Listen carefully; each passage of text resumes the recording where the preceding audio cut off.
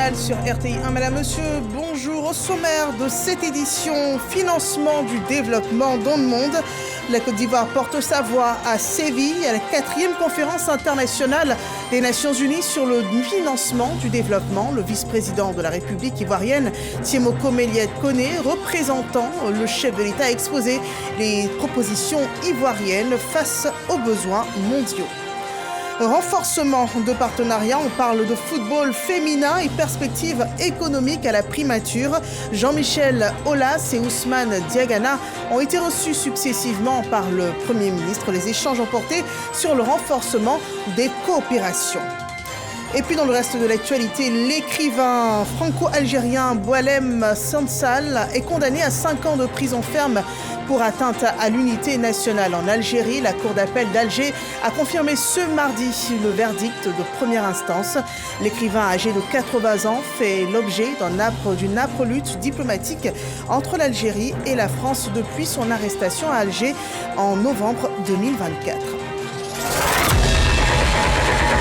Bienvenue à tous. Direction Séville en Espagne où se tiennent les travaux de la 4e conférence internationale des Nations Unies sur le financement du développement. Le vice-président de la République y participe au nom du chef de l'État Alassane Ouattara. Prenant la parole, Tiemoko Méliès Koné a alerté sur l'urgence de combler un déficit de 1600 milliards de dollars pour atteindre les objectifs de développement durable en Afrique d'ici 2030. Il a aussi plaidé pour une réforme en profondeur des institutions financières du monde. Ces propositions sont consignées dans ce compte-rendu de Mahama Traoré.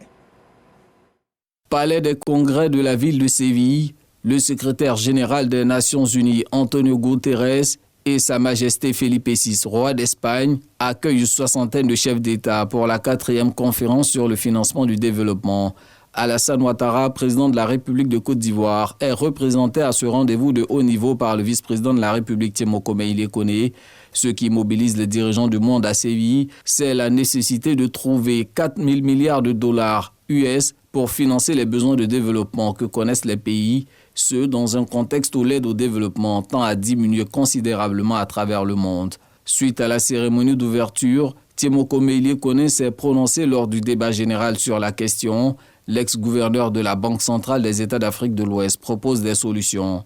Je voudrais rappeler qu'il devient urgent de repenser en profondeur l'architecture des institutions financières internationales afin de les rendre plus équitables. Dans le même esprit, nous appelons au développement des mécanismes innovants permettant aux États les moins avancés de mobiliser davantage de ressources concessionnelles sur les marchés financiers internationaux et à un moment où l'aide publique diminue. Parmi ces mécanismes figure notamment la conversion des dettes onéreuses de court terme en ressources de long terme à moindre coût, ainsi que des émissions internationales souscrites en monnaie locale pour limiter les vulnérabilités liées au risque de change.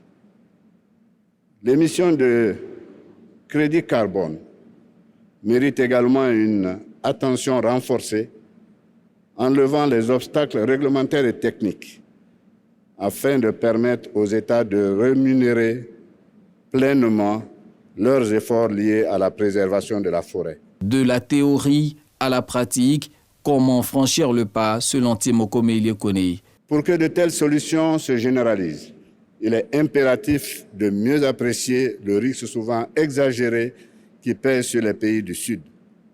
Il est donc essentiel que les marchés financiers procèdent à une évaluation plus juste de nos pays basée sur les fondamentaux économiques. Les pays en développement doivent, pour leur part, renforcer leur gouvernance en mettant en œuvre des politiques favorables au développement du capital humain, à la stabilité macroéconomique et à la mobilisation de ressources domestiques. Quant aux pays industrialisés, il leur appartient d'assumer pleinement leur part de responsabilité en respectant les engagements financiers pris, notamment lors de la COP29 sur le climat. Ces ressources sont indispensables pour permettre aux pays les plus vulnérables de faire face aux effets de changement climatique sans compromettre leur trajectoire de développement. Pour atteindre les objectifs de développement durable en 2030, l'Afrique devra mobiliser 1600 milliards de dollars pour relever ce défi commun à tous les continents il a été adopté l'engagement de Séville, un compromis mondial qui jette les bases d'un nouveau cadre de financement du développement. Et l'actualité ici en Côte d'Ivoire, sport, finances et partenariats ouvrent les activités gouvernementales pour cette semaine. Le Premier ministre Robert Begré-Mambé s'est entretenu avec Jean-Michel Aulas, président de la Ligue féminine de football professionnelle française. Le chef du gouvernement a aussi reçu Ousmane Diagana, vice-président de la Banque mondiale pour l'Afrique de l'Ouest et du Centre. 2 audiences aux objectifs distincts. Le compte-rendu de Franck Quasio et Adam Akere. Le sport féminin français se rapproche des instances sportives ivoiriennes. Son premier responsable est reçu ce matin par le chef du gouvernement, Robert Begré-Mambé. La France a envie de positionner le football féminin au plus haut niveau par l'organisation d'une compétition, la Coupe de la Ligue, dont la finale pourrait être ici à Abidjan pour l'année 2026. La compétition va se dérouler tout au long de la saison et la finale serait, sous réserve que tous les détails que Monsieur le Premier ministre a bien mis en perspective soient réglés, se dérouler pour la première fois dans l'histoire du football féminin dans un grand pays de football, et pour montrer que le football féminin est en plein développement, en pleine croissance. Le président Jean-Michel Aulas est à Abidjan sur invitation de la Fédération ivoirienne de football pour renforcer le partenariat. Seconde rencontre, échange du Premier ministre avec le vice-président de la Banque mondiale à charge de l'Afrique de l'Ouest et du Centre. Nous sommes en Côte d'Ivoire depuis 4 jours, dont 3 jours passés sur le terrain, avec toute l'équipe managériale du groupe de la Banque mondiale qui travaille sur les pays de l'Afrique de l'Ouest et du Centre. C'était pour nous l'occasion de mener une réflexion stratégique sur les interventions que la Banque mondiale pourrait faire au niveau de ces pays dans les années à venir, bien entendu en accompagnement des stratégies nationales de développement de chacun de ces pays, mais également en conformité avec les missions et les priorités du groupe de la Banque mondiale. Autre point saillant évoqué, l'examen du partenariat entre la Côte d'Ivoire et l'institution financière mondiale. Le pays est l'un des principaux bénéficiaires du financement de la Banque mondiale en Afrique, avec environ 5 milliards de dollars investis. Le monde célébrait hier la journée internationale du parlementarisme et en Côte d'Ivoire, l'Assemblée nationale a fait de cette journée un moment solennel à l'occasion de la clôture des travaux de la première session de l'année 2025. Les points à retenir, le bilan de l'activité parlementaire, la restitution et les recommandations dans un contexte préélectoral. On en parle avec Moussa Konaté, Richard Vao et Barnabé Kona. En présence du Premier ministre et des présidents d'institutions, Adama Bictogo fait le bilan des 6 mois de travaux parlementaires. Du 20 janvier au 30 juin, ce sont 23 textes de loi examinés et adoptés. L'examen et l'adoption de ces projets de loi ont donné lieu à l'organisation de 17 séances en commission et 5 séances plénières. Au niveau social, je note une avancée majeure au plan sanitaire à travers l'adoption du code de déontologie médicale. Au niveau environnemental, notre Chambre a adopté la loi portant code de l'assainissement et du drainage.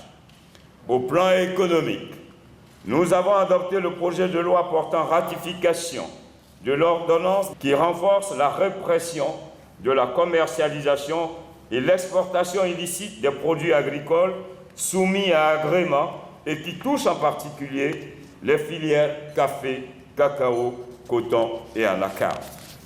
Toutes ces activités parlementaires menées dénotent à la fois du dynamisme de notre Chambre parlementaire, de l'ardeur des députés dans la réalisation de leur mission législative.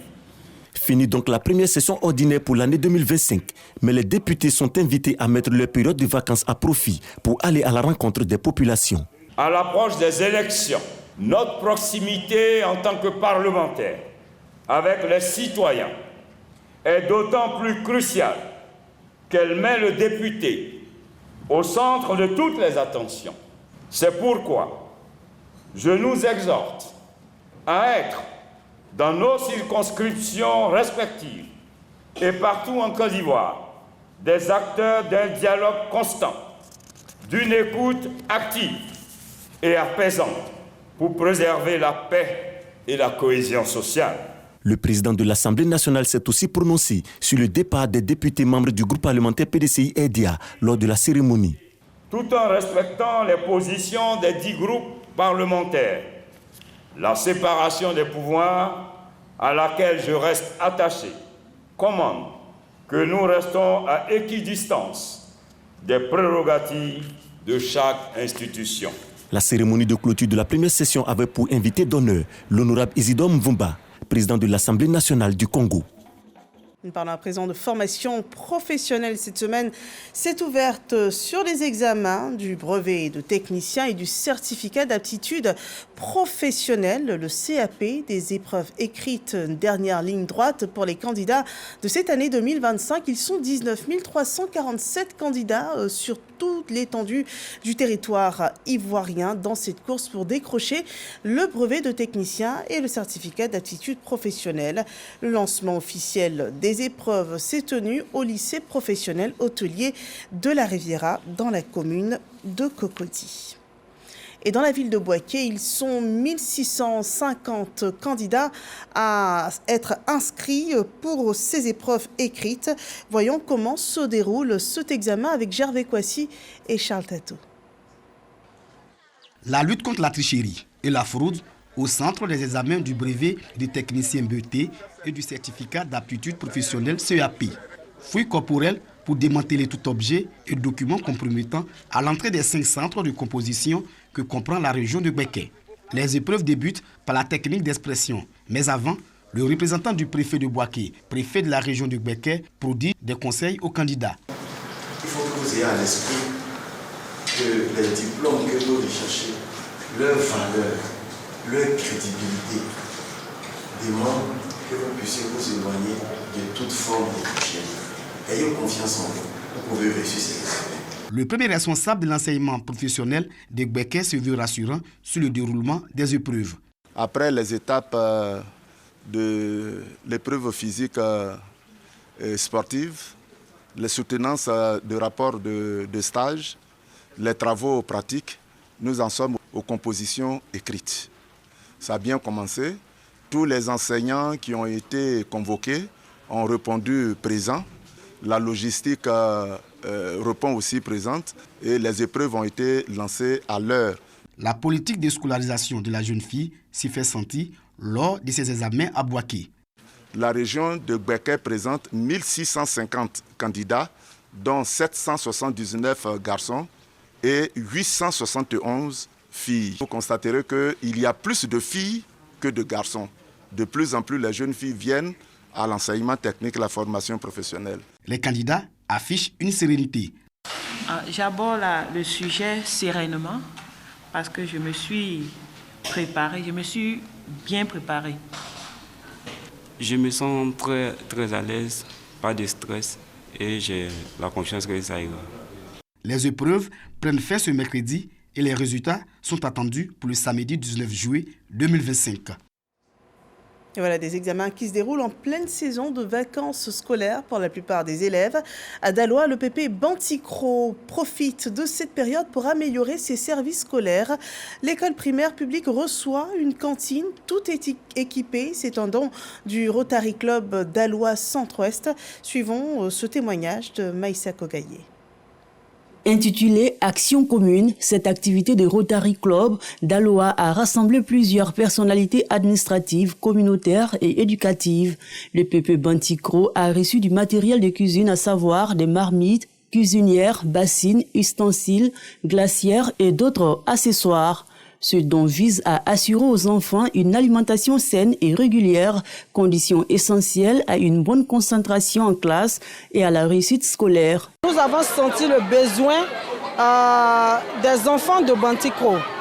Et ces enfants-là parcouraient plus de 8 km pour se rendre à Torogwe pour se restaurer. Et donc, nous avons décidé d'offrir cette cantine parce que les enfants sont l'avenir de demain. Ce sont des sentiments de joie qui nous animent. Nos enfants, désormais, auront un plat chaud à midi pour se restaurer.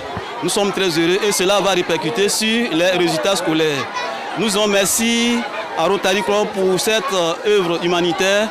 La direction régionale se réjouit de ce genre d'actes. Quand un élève ne mange pas, il ne peut pas suivre, il ne peut pas continuer. Mais quand il mange à sa faim, que les résultats, n'est-ce pas, suivent.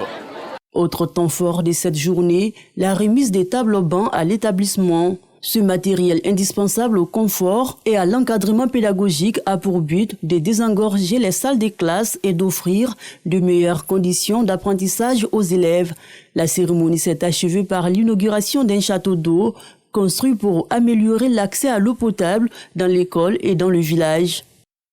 Et voilà un acte de solidarité, un amour large qui garantit aussi la vie. Et la preuve avec cette collecte de produits sanguins, plus de 200 poches de sang données en seulement 2 jours au sein des agences IPS Segrae, suivant ce rapport de Davis Soyo. Mayondé est assistante de direction à l'IPS Segrae, institution de prévoyance sociale, caisse générale de retraite des agents de l'État. Ce matin, elle répond à l'appel de l'institution, celui de faire don de son sang. J'ai une de mes sœurs qui est partie comme ça un jour parce qu'on n'a pas eu la possibilité d'avoir le sang dont elle avait besoin. Ça nous a fait beaucoup de peine. Et depuis lors, j'ai décidé de participer à toutes les actions de don de sang. Comme elle, plusieurs autres membres du personnel participent à cette opération de don de sang. Donner son sang, c'est donner la vie. Il ne faut pas forcément attendre d'avoir un parent malade ou d'être victime pour donner du sang. Pour moi, donner du sang, c'est donner l'espoir à toute la communauté. Ça fait partie de la sécurité sociale, donc c'est important de donner son sang et j'invite tout le monde à le faire régulièrement. Ce geste citoyen est initié par l'institution de prévoyance sociale dans le souci de répondre au déficit de sang dans les hôpitaux. L'IPS Segrae compte 13 agences sur toute l'étendue du territoire et tous les agents présents sur ces sites participeront à cette opération de don de sang. Environ 600 collaborateurs qui pourront donner leur sang. Notre objectif pour cette année 2025 est de collecter 200 poches de sang viables. Cette action volontaire qui contribue au bien-être de la société ravit le CNTS, Centre national de transfusion sanguine. Le bilan est vraiment satisfaisant. Nous sommes à 88% de nos objectifs. Et le personnel de la Segrae a vu l'importance de nos sangs et ils sont présentés massivement aujourd'hui. Et nous sommes très fiers de cette opération. Selon le CNTS, Centre national de transfusion sanguine, 30 000 poches de sang sont nécessaires à la Côte d'Ivoire pour que le pays soit autosuffisant. Les institutions et populations sont appelées à contribuer à l'atteinte de cet objectif. Et à nous de reprendre le slogan « Donner son sang, c'est sauver des vies ». Mais cela n'est pas tout. Il faut aussi apporter sécurité à celles qui sont menacées par les préjugés en société. Je vous propose de suivre les actions ciblées d'une association qui milite pour le bien-être des albinos. Nous sommes dans la ville de Bouaké avec Priska Kwasi et Soro Corona. En dépit des avancées enregistrées en matière des droits humains, les personnes atteintes de l'albinisme continuent de faire face à de nombreuses discriminations. Nous traversons des difficultés, surtout dans le domaine éducatif. Il y a des préjugés sur nous, il y a d'autres, quand ils nous voient, ils versent cachet, certains même ils s'enfuient même. C'est dans ce contexte que l'Association pour le bien-être des albinos de Bouaké célèbre la journée internationale de sensibilisation à l'albinisme. Exigeons nos droits, protégeons notre peau et préservons nos vies. Tel est le thème de cette célébration. Cette journée a pour objectif de promouvoir l'albinisme et de sensibiliser également sur les difficultés, sur l'albinisme et sur l'insertion socio-professionnelle aussi des personnes atteintes d'albinisme. Le Conseil national des droits de l'homme, CNDH, section Bouaké, réaffirme son engagement à toujours soutenir les actions en faveur des personnes vulnérables. Le Conseil national des droits de l'homme est ouvert donc, à toute personne qui est victime, qui est témoin, qui est en position de faiblesse et qui voudrait tout simplement avoir du réconfort.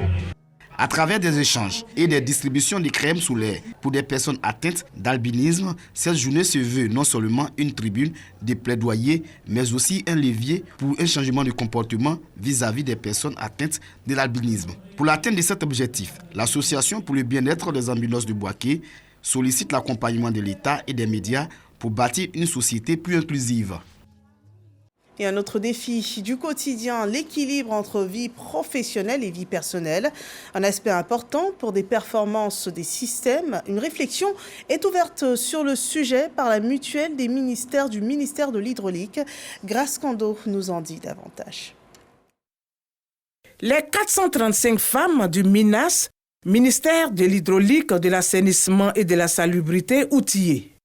Elles sont instruites sur les défis professionnels, familiaux et psychologiques. Quand nous allons au travail, nous nous sentons seuls avec nos problèmes. Et voir que l'autorité qui nous dirige s'intéresse à notre santé mentale, c'est très très important et ça motive. Un agent qui a du baume au cœur, c'est un agent qui forcément met du cœur à l'ouvrage. Cette initiative de la mutuelle des fonctionnaires et agents du ministère de l'Hydraulique, de l'Assainissement et de la Salubrité profite aux bénéficiaires. Nous prenons la résolution de bien travailler, d'être assidus et puis suivre ce que nos dirigeants nous demandent de faire. Présent à cette rencontre, le ministre Bouaké Fofana exhorte les femmes de son département ministériel au travail bien fait. On n'a pas besoin d'être des amis pour travailler ensemble. Si on est des amis, ça aide. En travail, mais ce n'est pas obligatoire. Chacun doit faire son travail. Le chemin qui reste à parcourir est encore long, mais soyez courageux, soyez engagés. Il suffit à vous de faire votre travail et de dire ce que vous voulez. Cette rencontre des femmes du MINAS se solde par une remise de présents pour leur engagement et dévouement au travail, comme pour les encourager à redoubler d'ardeur dans leur travail. Retournons à Bouaké où saveurs locales sont révélées par des talents culinaires à l'occasion de la 3e édition du Festival de la cuisine ivoirienne. 13 régions ont été rassemblées autour des fourneaux. Tradition et modernité ont mijoté ensemble pour une explosion de bonnes saveurs. Ulrich Kwaku et Soro Corona. Des arômes et une multitude de plats locaux concoctés pour les amoureux de la bonne bouffe. C'est le tableau présenté lors de la 3e édition du Festival de la cuisine ivoirienne à Bouaké. Placé sous le thème de l'art culinaire ivoirien à la gastronomie ivoirienne, méthodologie et process. L'événement a opposé des chefs cuisiniers issus des 13 régions de la Côte d'Ivoire qui ont fait valoir leur talent à travers des mets du terroir. Les cordons bleus ont été aussi évalués aussi bien sur les plats locaux que ceux dits modernes. L'initiative est du ministère du Tourisme et des Loisirs, à travers la Direction générale de l'industrie touristique et hôtelière. Le festival vise à promouvoir l'art culinaire ivoirien. Aussi, la certification des mets était à l'ordre du jour. C'est un travail qui va nous permettre d'identifier les mets de toutes les régions et par la suite de les codifier et de passer donc à l'élaboration de fiches techniques, des mets qui auront été retenus, lesquelles fiches techniques permettront d'enseigner donc dans les écoles hôtelières et dans les écoles de restauration les mets qui auront été retenus et qui vont donc constituer le catalogue de la gastronomie ivoirienne. Les régions de Gbeke et de l'Indéni-Douablin sont les super lauréates de cette édition. Pour les prochaines éditions, je me prépare toujours à valoriser nos produits locaux, en fait qu'ils soient vraiment beaux au visuel, aussi bons en goût. J'ai fait la sauce Ngroma Anani. En français, c'est sauce d'anakad. J'ai fait que tout le monde peut savoir qu'on mange sauce d'anakad. Au-delà de l'aspect compétitif, le ministre du Tourisme et des Loisirs, Siandou Fofana, situe le sens de cette initiative. Il y a une forme de perfectionnement et d'engouement qui permet de dire que la vitalité des arts culinaires dans notre pays peuvent être exploités. Il y a encore de la marge d'évolution et de progression et que nous devrons en faire un produit d'appel pour que le tourisme gastronomique s'appuie sur la gastronomie et les arts culinaires de notre pays et qu'en l'instar aujourd'hui du Japon et de la Chine, notre cuisine aussi puisse voyager. Ce concours qui vise à promouvoir la destination Côte d'Ivoire a drainé du beau monde dans la cité de la paix. Et voilà, Bouaké, capitale du goût en Côte d'Ivoire et laboratoire de l'art culinaire ivoirien. Et maintenant, je vous présente cette danse. Une danse qui raconte l'histoire. L'Abodan, elle raconte l'histoire du peuple Agni. Au-delà des pas, c'est un jeu éducatif, un canal de transmission de l'héritage culturel du peuple Akan. Une valeur donc du peuple Akan qui vous est présentée sur ces images. Et s'il y a une valeur que l'on souhaiterait véhiculer, c'est la cohésion et la paix. Et une marche pour la paix a été faite dans le Moronou. Les populations ont battu le pavé pour des élections apaisées et sans violence en Côte d'Ivoire. Suivons ce reportage de Hermaniamia. Et sans violence dans le Moronou, les populations sont sorties nombreuses pour une marche pacifique. Sur environ 7 km, elles ont arpenté les différentes ruelles de plusieurs quartiers de la commune pour exprimer leur engagement à poser des actes qui vont consolider la cohésion sociale afin d'éviter les violences pendant cette période électorale. Nous, habitants de Bongouanou, pour ce que nous avons vécu les années passées, nous ne voudrions plus que cela nous arrive. C'est pour ça que nous avons opté pour cette marche pacifique. C'est le travail qui nous intéresse et nous voulons travailler. On ne veut pas que cela arrive encore en 2025 ici à Bongouanou. Initiateur de cette marche, le député maire de Bongouanou, Jacob Souba, entend éviter les événements malheureux qui se sont déroulés dans cette région pendant la désobéissance civile en 2020. Vous savez qu'en 2020, notre région a souffert de tout ce qui s'est passé pour les élections. Il est temps maintenant de prendre le taureau par les cornes pour sensibiliser les uns et les autres à des élections apaisées sans violence ici. Nous sommes à 4 mois des élections. Ne cédez pas aux provocations. Ne cédez pas à la violence. Cette marche s'est achevée à la préfecture des régions du Moronou. Une motion a été remise au préfet des régions. Motion dans laquelle les populations ont exprimé leur volonté de voir une élection apaisée dans la région. Je tiens vraiment à vous féliciter pour cet esprit de discipline que vous avez eu. Je vous invite surtout à voter pour la paix. Votez massivement pour la paix. Voilà, la paix, c'est notre candidat. C'est le candidat le plus sûr. Après cette marche, les participants ont pris l'engagement de poursuivre les campagnes de sensibilisation dans les hameaux et villages afin de préserver la paix dans la région du Moronou. Parlons d'un sport qui rassemble le football. Le sport roi écrit son histoire ici en Côte d'Ivoire. La Fédération ivoirienne de football annonce la construction d'un nouveau siège, un nouveau terrain pour définir les nouvelles stratégies du football ivoirien. On découvre avec Jean-Sylvain Esso.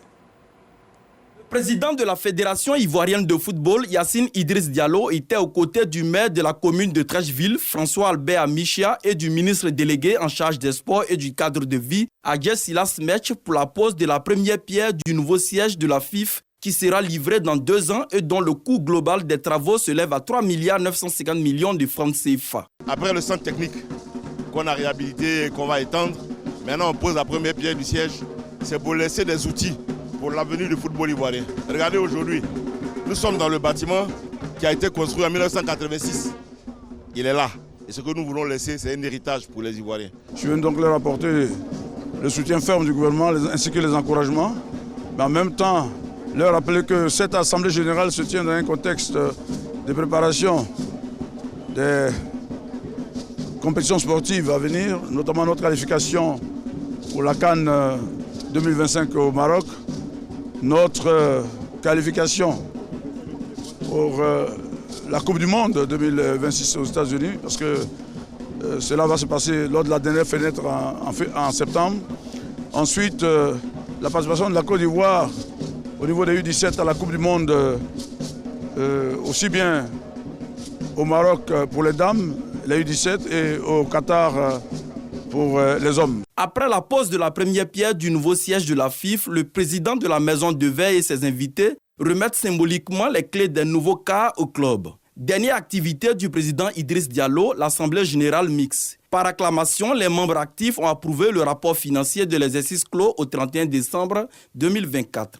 Un bilan excédentaire de 705 millions de francs CFA. L'actualité rapportée d'Algérie, Boualem Sansal a été arrêté et emprisonné depuis plus de 7 mois dans ce pays. Il a été aujourd'hui condamné en appel ce mardi à 5 ans de prison par la justice algérienne. L'écrivain franco-algérien avait été condamné à la même peine en première instance le 27 mars. Son sort, on le rappelle, est au cœur d'une grave brouille diplomatique entre la France et l'Algérie depuis déjà plusieurs semaines. Et c'est la fin de ce journal. Merci de nous avoir suivis. Je vous souhaite un bel après-midi sur RTI 1 et à demain 13h.